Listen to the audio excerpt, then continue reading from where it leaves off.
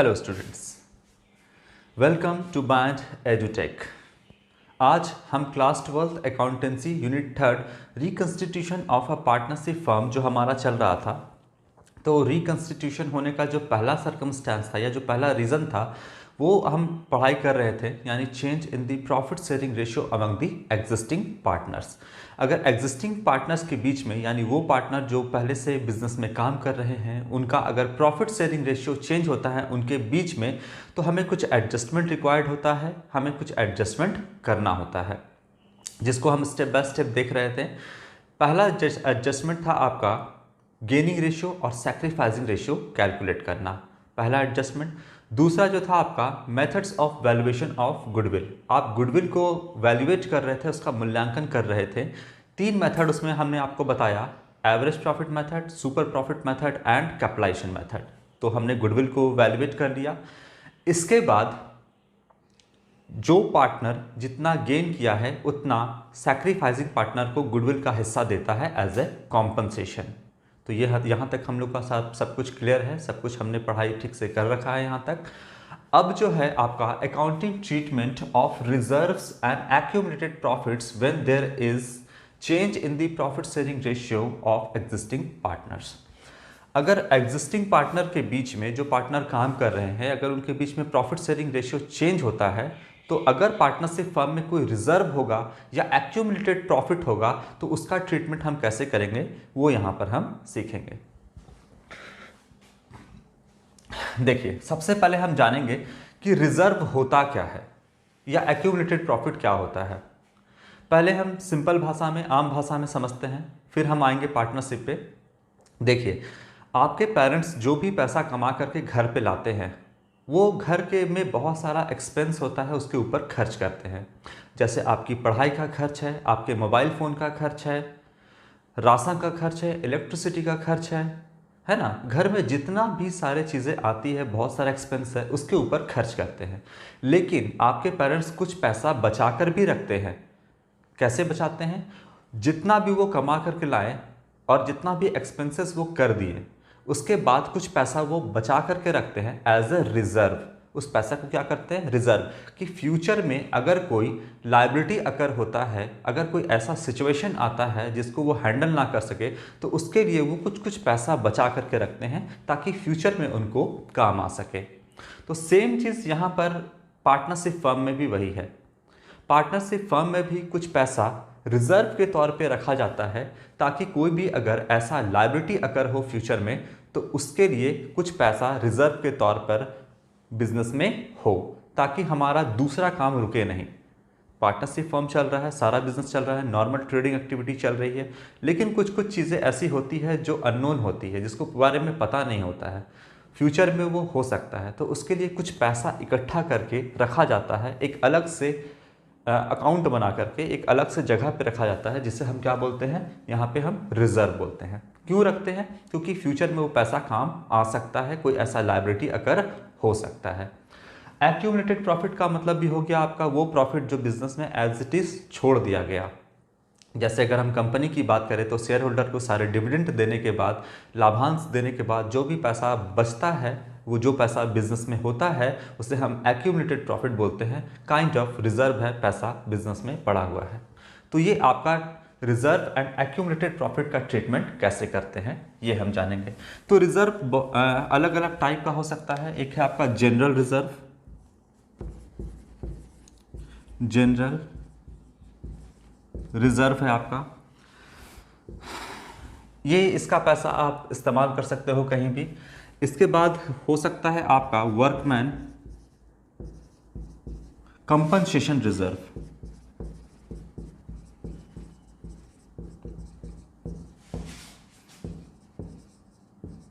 Workman compensation reserve क्या होता है?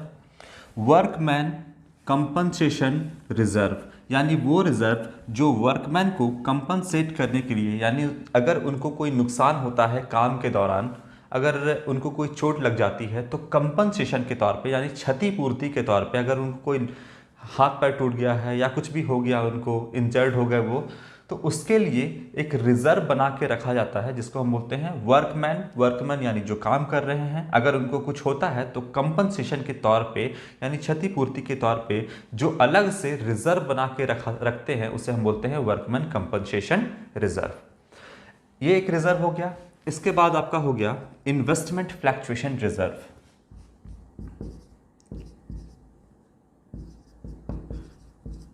इन्वेस्टमेंट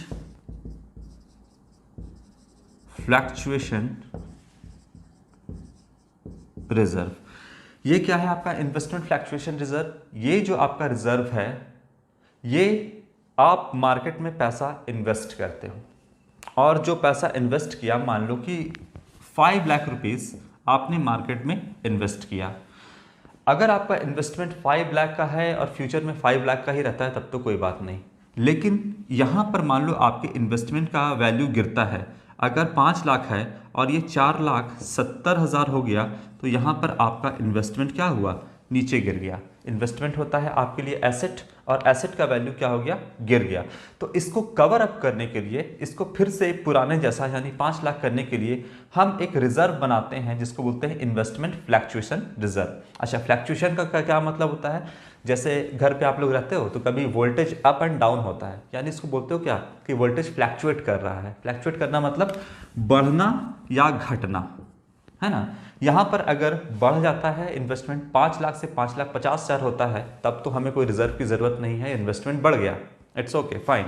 लेकिन अगर घटता है तो इसको कंपनसेट करने के लिए यानी इसको कवर अप करने के लिए आप एक रिजर्व बनाते हो जिसको हम बोलते हैं इन्वेस्टमेंट फ्लैक्चुएशन रिजर्व। जैसे यहाँ पर इन्वेस्टमेंट 5 लाख से 4,70,000 हो गया तो 30,000 से इन्वेस्टमेंट यानी एसेट आपका कम हो गया। इसको कवर अप करने के लिए जो हम रिजर्व बनाते हैं उसको हम बोलते हैं investment fluctuation reserve.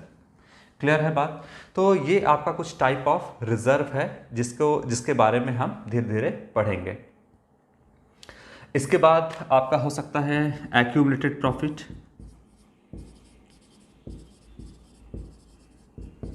Accumulated profit dividend बांटने के बाद जो भी प्रॉफिट बचा है एज अ रिजर्व कह सकते हो।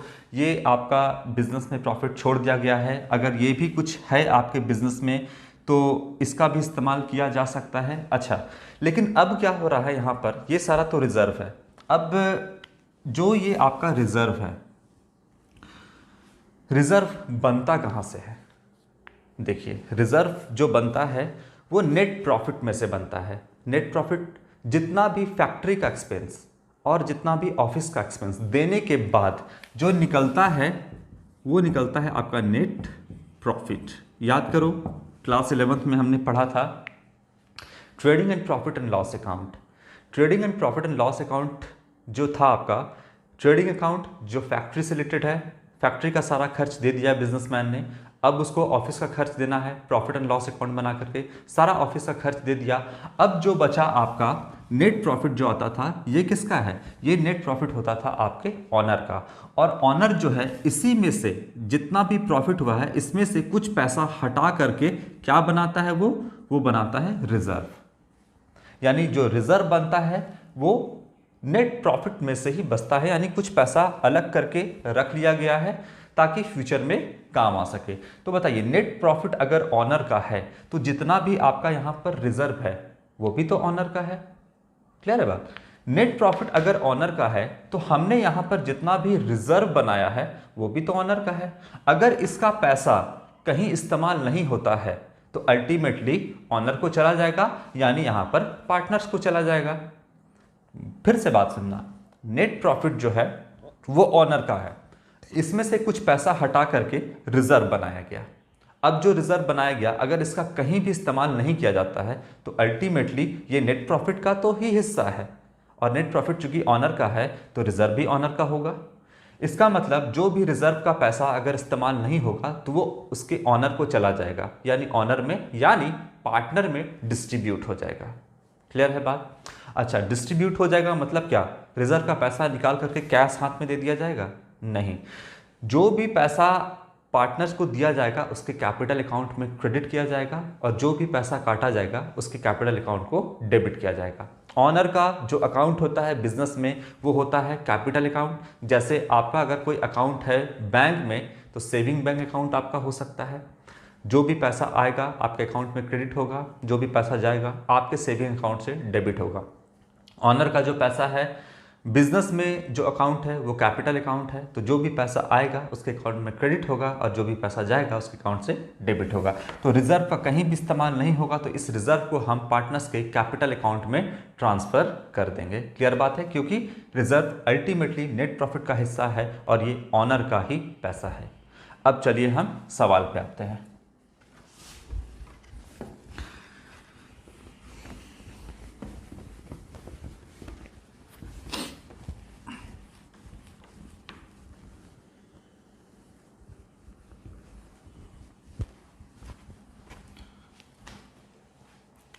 यहाँ पर हम जो आपको सॉल्यूशन बताएंगे वो डीके गोयल के बुक से बता रहे हैं।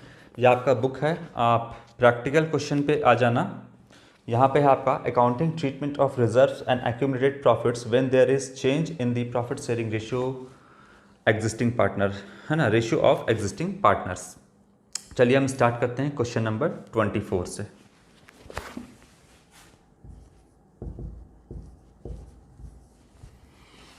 कहता क्या है देखते हैं। A and B are partners in a firm sharing profits in the ratio of 3:2।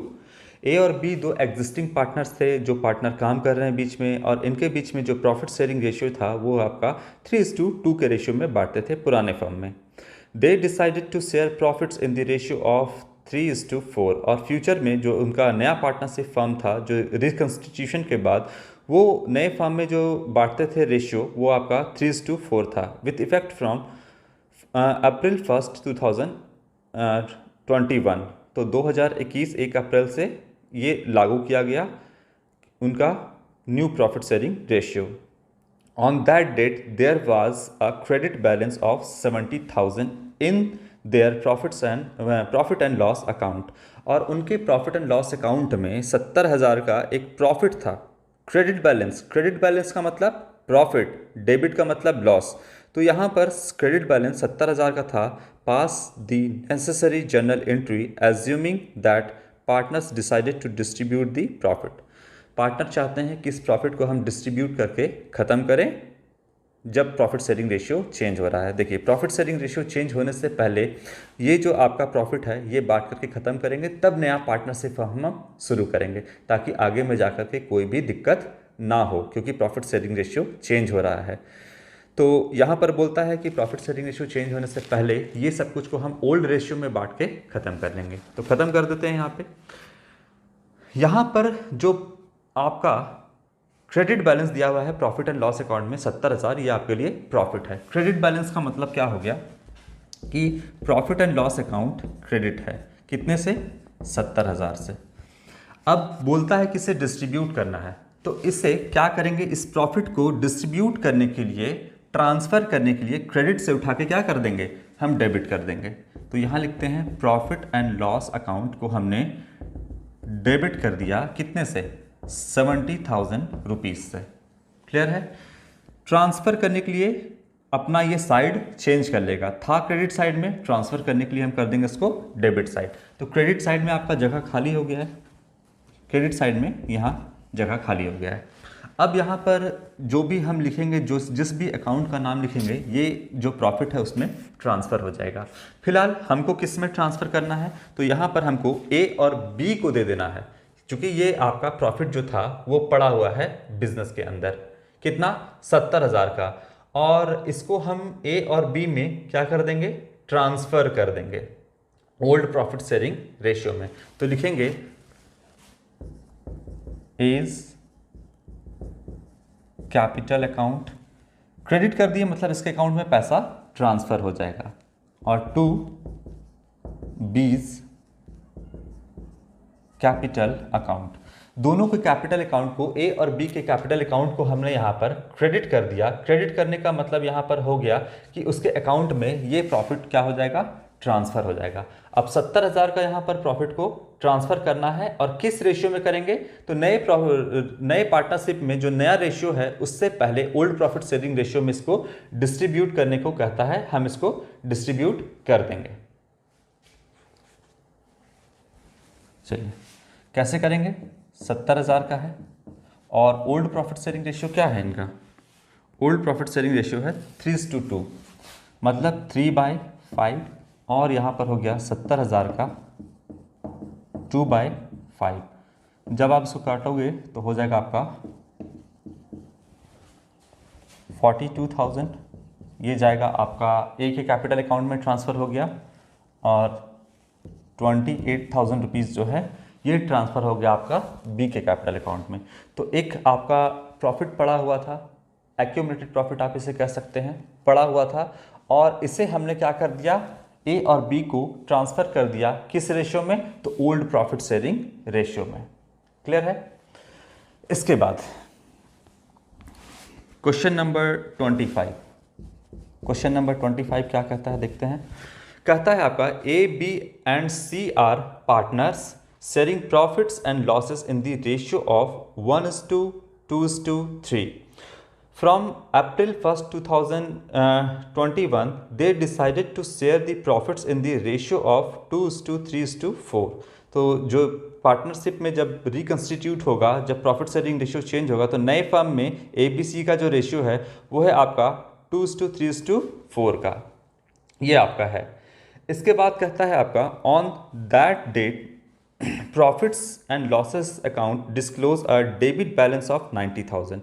Debit balance मतलब यहाँ पर आपका लॉस है 90,000 का, 90,000 का। Record the necessary journal entries for the distribution of the balance in the profit and loss account. जो आपका balance है 90,000 का, उसे हमको डिस्ट्रीब्यूट कर देना है, पार्टनर्स के बीच में लॉस ट्रांसफ़र करना है। प्रॉफिट ट्रांसफ़र हुआ तो इसके कैपिटल अकाउंट क्रेडिट हुआ। अब इसके बाद जब आपका प्रॉफिट यहाँ पर डेबिट बैलेंस दिया हुआ है, यानी प्रॉफिट एंड लॉस अगर डेबिट साइड में है 90,000, तो इसका मतलब ये लॉस है। जब प्रॉफिट ट्रांसफ़र किए तो लॉस भी ट्रांसफ़र करेंगे ओल्ड रेशियो में। ट्रांसफ़र करने के लिए इसको, इस डेबिट को हम क्या कर देंगे, यहाँ पे क्रेडिट कर देंगे। जैसे प्रॉफिट था ना आपका, तो क्रेडिट बैलेंस था, उसको डेबिट किए। उसी तरीके से लॉस है तो डेबिट बैलेंस है यहाँ पे, इसको उठा के हम क्या करेंगे, क्रेडिट कर देंगे। तो लिखेंगे यहाँ पे profit and loss account transfer करने के लिए 90,000 लिख दिए। तो डेबिट साइड का जगह आपका खाली हो गया। अब क्या करेंगे, जो पार्टनर है उसके कैपिटल अकाउंट को यहाँ पे हम डेबिट कर देंगे। लिखेंगे एज कैपिटल अकाउंट,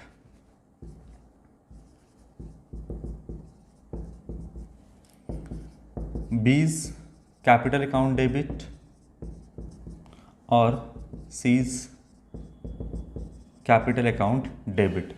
सबको डेबिट कर दिया, मतलब डेबिट कर दिया इसके कैपिटल अकाउंट को, मतलब इसके अकाउंट से इतना इतना पैसा क्या हो जाएगा आपका, कट जाएगा।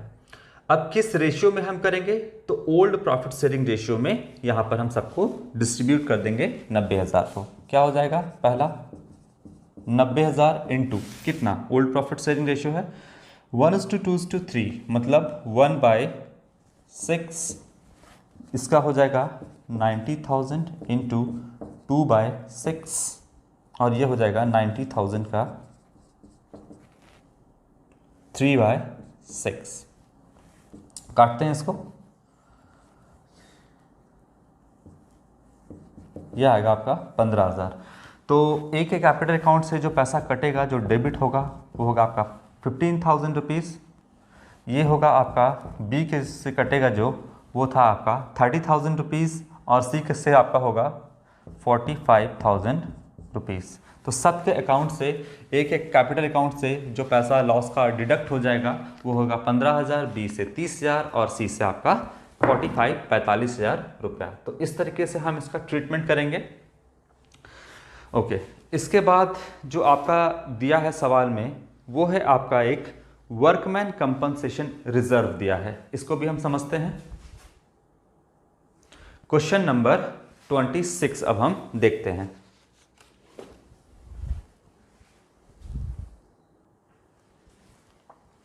चलिए क्वेश्चन नंबर 26 देखते हैं। अब इसको हटाते हैं।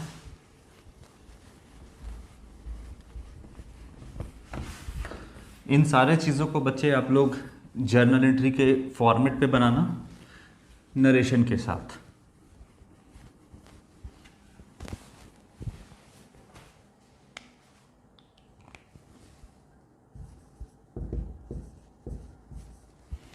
क्या कहता है अब हम देखते हैं। देखिए, ए and be sharing profits and losses in the ratio of 2:3।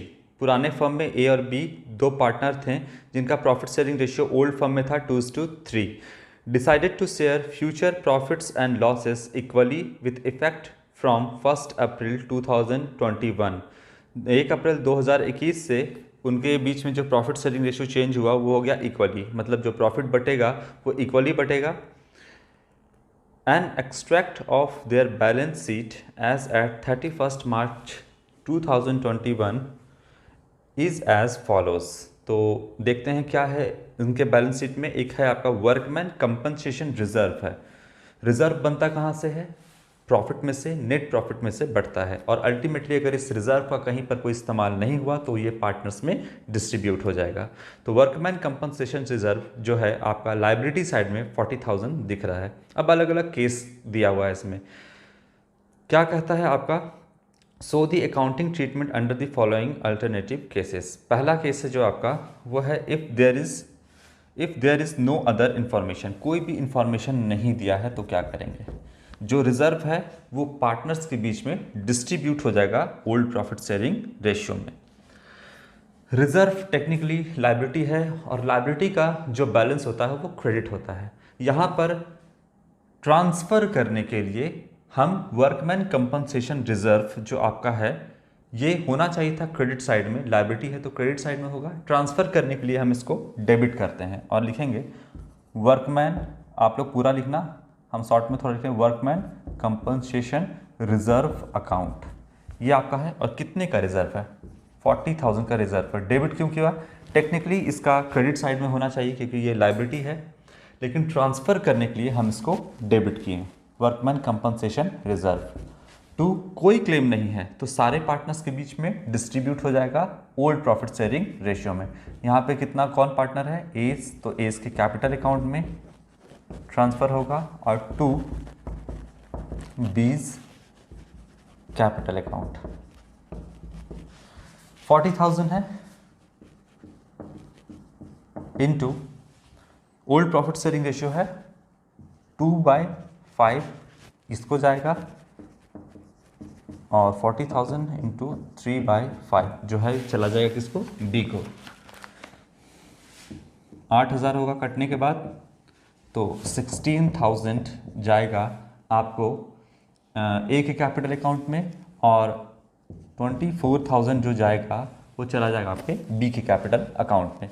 इस रिजर्व का कहीं कोई क्लेम नहीं हुआ, कोई इस्तेमाल नहीं हुआ। प्रॉफिट से काट करके ऑनर ने यानी ए और बी ने वर्कमैन कंपनसेशन रिजर्व को बनाया था कि अगर वर्कमैन को कुछ हो जाता है ड्यूरिंग द ईयर तो आप उसको कंपनसेट करने के लिए एक रिजर्व बना हुआ था 40,000 का। फिलहाल कोई इन्फॉर्मेशन नहीं है, इसका मतलब ये जो 40,000 है ये ए और बी के में डिस्ट्रीब्यूट हो जाएगा क्योंकि ये दोनों ऑनर हैं फर्म के, और अल्टीमेटली इसका कोई इस्तेमाल नहीं होगा तो ए और बी के कैपिटल अकाउंट में क्रेडिट हो जाएगा। क्रेडिट हो जाएगा मतलब इसके इन दोनों के अकाउंट में पैसा आ जाएगा। ए के अकाउंट में जो पैसा आएगा वो 16,000 है, और बी के अकाउंट में जो पैसा आएगा वो 24,000 रुपये है। क्लियर है? इसके बाद दूसरा नंबर क्या कहता है?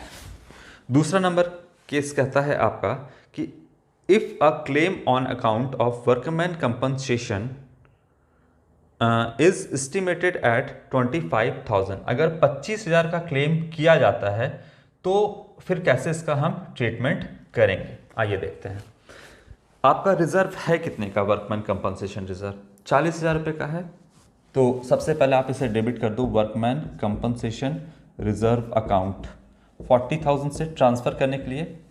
कितने का क्लेम आया? क्लेम आया आपका 25,000 का, तो 25,000 40,000 में से 25,000 तो हम अपने वर्कर को दे सकते हैं, तो यहाँ पर हम लिखेंगे टू प्रोविजन फॉर वर्कमैन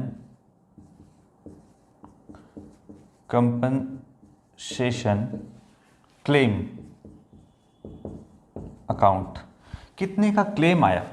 40,000 में से 25,000 का क्लेम आया, तो यहाँ पर हम लिखते हैं 25,000। 40,000 में से 25,000 अगर माइनस कर दोगे तो बचेगा 15,000। 40,000 का था, 25,000 तो वर्कमैन को हमने एज ए कॉम्पनसेशन जो उसने क्लेम किया था दे दिया, तो बाकी जो 15,000 बचा यानी 40,000 माइनस कर दो इसमें से जो क्लेम आया 25,000, बाकी जो बचा है वो कितना है 15,000। अब जो 15,000 वो किसका है, ऑनर का है, सीधी सी बात है। वर्कमैन को हमने कंपनसेशन के तौर पे 25,000 दे दिया, इसमें से निकाल करके 40,000 में से, और जो 15,000 रुपये बचा अब तो ये ऑनर का है और ऑनर में डिस्ट्रीब्यूट हो जाएगा। कौन है यहाँ पे ऑनर, ए है, तो ए के कैपिटल अकाउंट में हम क्रेडिट कर देंगे, इसके अकाउंट में पैसा आ जाएगा। और किसके कैपिटल अकाउंट को क्रेडिट करेंगे, बी के, तो बी के यहाँ पे हमने कैपिटल अकाउंट को क्रेडिट कर दिया। अब कैसे कैसे पैसा जाएगा, 15,000 रुपया बचा था, ये किस रेशियो में जाएगा, 2:3 के रेशियो में, मतलब 2/5 वो जो जाएगा ए को, और 15,000 का 3/5 ओल्ड प्रॉफिट शेयरिंग रेशियो 3/5 जो है वो आपका चला जाएगा किसको, बी के कैपिटल अकाउंट में क्रेडिट हो जाएगा। तो 6,000 इसका आएगा और 9,000 इसके अकाउंट में आएगा। क्लियर है। 40,000 का आपका एक रिजर्व था, वर्कमैन कंपनसेशन रिजर्व, और 40,000 का जो आपका रिजर्व है इसमें से इस्तेमाल कितना हुआ वर्कमैन को देने में, 25,000, तो बाकी बचा 15,000। 15,000 जो बचा वो ऑनर का है, वो ए और बी के कैपिटल अकाउंट में क्रेडिट हो जाएगा, किस में, तो आपका ओल्ड रेशियो में। यह भी आपका किस रेशियो में था, ओल्ड रेशियो में। क्लियर है बच्चे। इसके बाद थर्ड नंबर क्या कहता है वो हम देखते हैं। केस थर्ड देखिए, if a claim on account of workman compensation estimated to 40,000, 40,000 का हमारे पास रिजर्व है बैलेंस शीट के लायबिलिटी साइड में और 40,000 का क्लेम आ गया। तो देखते हैं क्या होता है। सबसे पहले आप वर्कमैन कंपनसेशन रिजर्व को डेबिट कर दो। वर्कमैन कंपनसेशन रिजर्व अकाउंट को 40,000 से हमने डेबिट कर दिया। अब कितने का क्लेम आया, 2, यहाँ पे लिखेंगे provision for workman compensation claim account. कितने का रिजर्व था हमारे पास, 40,000 का, और क्लेम कितने का आया, 40,000। तो हमने पूरा रिजर्व का पैसा निकाल करके वर्कमैन को दे दिया। 1 रुपया भी बचा, 1 रुपया भी नहीं बचा। तो 40,000 का हमारे पास रिजर्व था, 40,000 हमने दे दिया, कोई पैसा नहीं बचा, इसलिए अब पार्टनर को 1 रुपया भी नहीं जाएगा, क्योंकि बचा ही नहीं पैसा तो कहाँ से जाएगा। तो यहाँ पर ये आपका जर्नल एंट्री पास होगा। Workman compensation reserve account debit to provision for workman compensation claim 40,000। अब 1 रुपया भी नहीं बचा। चलिए इसके बाद हम देखते हैं केस नंबर 4, इसको हटाते हैं।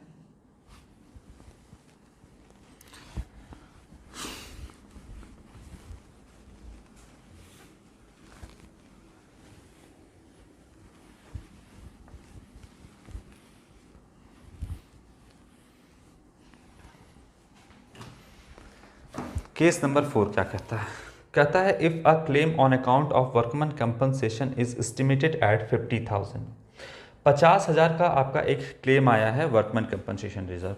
हमारे पास रिजर्व कितने का है, हमारे पास रिजर्व जो है वो मात्र 40,000 का आपके रिजर्व है। क्लियर है। और क्लेम कितने का आया है, 50,000 का। तो 40,000 का रिजर्व है और 50,000 का आपका क्लेम आया है। देखते हैं कैसे करते हैं इसको। सबसे पहले जो है आप कर दो वर्कमैन कंपनसेशन रिजर्व अकाउंट को यहाँ पे आपने डेबिट कर दिया। कितने से, कितना का रिजर्व है, 40,000 का रिजर्व है। और क्लेम कितने का आया, तो यहाँ पर आप लिखो to provision for workman compensation claim account. 50,000। 40,000 का रिजर्व हमने बना के रखा था और 50,000 का क्लेम आया है। वर्कमैन आपके बिजनेस में काम कर रहे हैं और काम करने के दौरान अगर कुछ भी होता है तो ये ऑनर की जिम्मेदारी है कि उनको कंपनसेट किया जाए।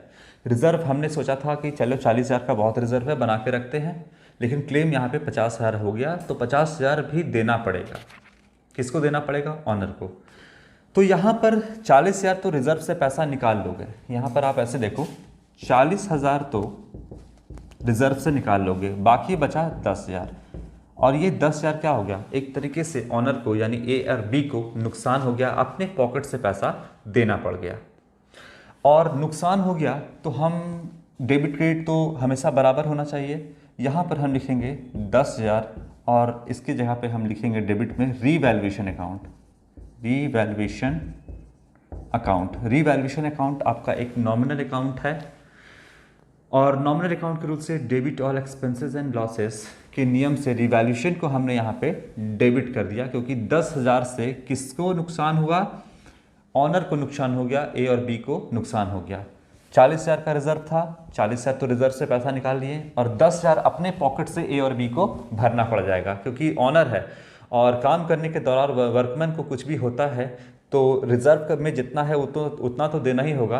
बाकी अगर पैसा घट रहा है तो अपने जेब से भी उनको निकाल करके देना होगा पैसा। तो यहाँ पर रिवैल्यूएशन अकाउंट नॉमिनल अकाउंट के रूल से हमने 10,000 को यहाँ पर डेबिट कर दिया। अब डेबिट और credit according to dual aspect concept बराबर हो गया, इधर भी 50 उधर भी 50।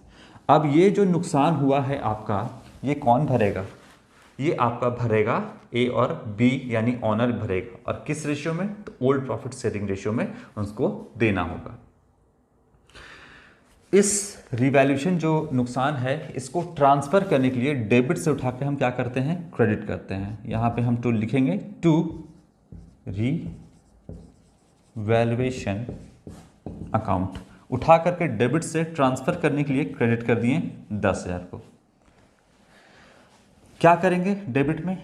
एज कैपिटल अकाउंट को डेबिट करेंगे तो इसके अकाउंट से पैसा कट जाएगा। ये नुकसान अल्टीमेटली ए और बी तो भरेंगे ना, और बीस कैपिटल अकाउंट को डेबिट कर देंगे। ये नुकसान का पैसा मांगा नहीं जाएगा बल्कि इनके अकाउंट से काट लिया जाएगा, क्योंकि जो भी पैसा कटेगा वो पार्टनर्स के अकाउंट में से ही कटेगा और डेबिट करके हम यहाँ पे 10,000 काट लेंगे। अब कैसे काटेंगे देखते हैं। 10,000 है, ओल्ड प्रॉफिट शेयरिंग रेशियो क्या है इनका? इनके बीच में ओल्ड प्रॉफिट 2:3, मतलब 2/5, 2/5 ये इसके अकाउंट से कटेगा और 10,000 का 3/5 जो है वो बी के अकाउंट से कटेगा। तो 4,000 रुपया इसके अकाउंट से कट जाएगा और 6,000 रुपये बी के अकाउंट से यहाँ पर कट जाएगा। टोटल 10,000 रुपया हो गया। इसके कैपिटल अकाउंट को डेबिट कर दिए, मतलब ए के और बी के कैपिटल अकाउंट से यहाँ पर पैसा कटेगा। ए के अकाउंट से 4,000 रुपये कटेगा और बी के अकाउंट से यहाँ पर जो है वो 6,000 रुपये कट जाएगा। तो इस तरीके से हम किसी भी रिज़र्व का इस्तेमाल करते हैं और अगर मान लीजिए कि कोई भी नुकसान होता है तो अल्टीमेटली वो ऑनर को ही भरना पड़ता है। तो यहाँ पर हमने आपको वर्कमैन कंपनसेशन रिजर्व के बारे में बताया और कुछ क्वेश्चन को यहाँ पे सॉल्व करके दिखाया। इसके बाद हम आपको बताएंगे रिजर्व के बारे में ही, आपका इन्वेस्टमेंट फ्लक्चुएशन रिजर्व, और उस पर हम एक प्रैक्टिकल क्वेश्चन भी सॉल्व करके दिखाएंगे। तो आपका काम है कि यहाँ तक जितना मैंने बताया है शुरू से लेकर के, यानी आपका सैक्रिफाइसिंग रेशियो, गेनिंग रेशियो, आपका methods of valuation of goodwill, फिर गुडविल का ट्रीटमेंट और रिज़र्व के बारे में आप पढ़ोगे और रिज़र्व का ट्रीटमेंट हम कैसे करते हैं अप टू डेट यहाँ तक आप याद रखोगे, समझ के रखोगे। कहीं भी प्रॉब्लम होगा तो आप हमसे पूछ लेना। आज के लिए इतना ही। Thank you.